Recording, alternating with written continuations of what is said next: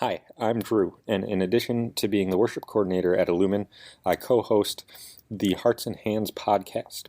What you're about to hear is an interview from that podcast where we talk to Pastor Mike Novotny about his book, 3 Words That Will Change Your Life. And those 3 words are God is here. Yeah, it kind of started with the idea of the presence of God.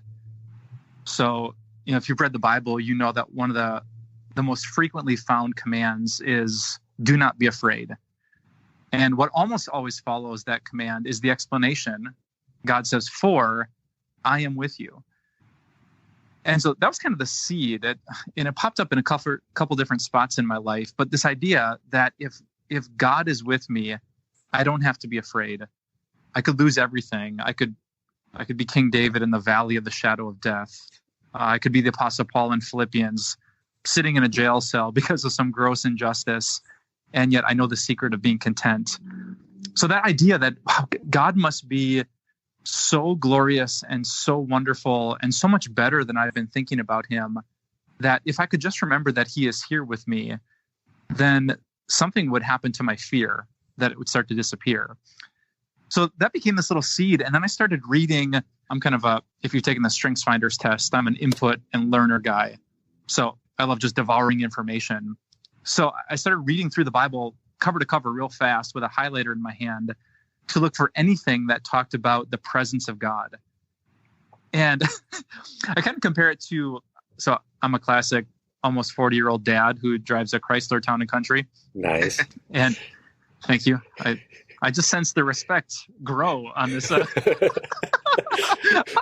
And, I don't think I had any clue before I got my in-laws Town and Country how many Town and Countries are on the streets of America. I had no perception, but once I had one, once I recognized it, then it was like every other block. Like, man, this is, I once was walking my kids back to the car in a Target parking lot, and I got into the wrong Town and Country because there were so many of them. My girls are looking at me like, Daddy, this van doesn't have enough rust on it to be our car. So literally someone left the door open and I'm getting into their van. So yeah, that's kind of what happened. I'm reading through the Bible from the lens, not just of, we're sinners and God is a merciful Savior. That's an incredible theme in the Bible. But something that's actually even more common, I think, is this idea that Adam and Eve were in the presence of God, and then sin separated them from the presence of God. And in the story of Jacob, God shows up, and the place is called Bethel, the house of God, because he's here. And then God shows up in Mount Sinai, and he says, build a tabernacle so that I can dwell among you. Then in the temple, then in Emmanuel, God with us. You have all these images of the house of God and the people of God and seeing the face of God.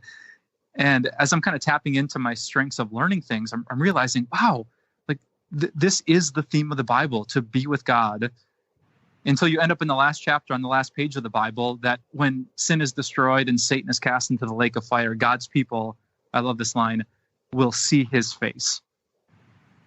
And so now, every church service I go to, every classic hymn and contemporary song I sing, like that idea is just everywhere you look. Just to be with God. He's holy, he's wonderful, he's satisfying, he's enough. And because of Jesus, there is no sin separating me from him. I can live in his presence. So that was kind of the creative process that just snowballed into seeing the presence of God everywhere, in every church service, every page of the Bible, and through all these things I go through in life.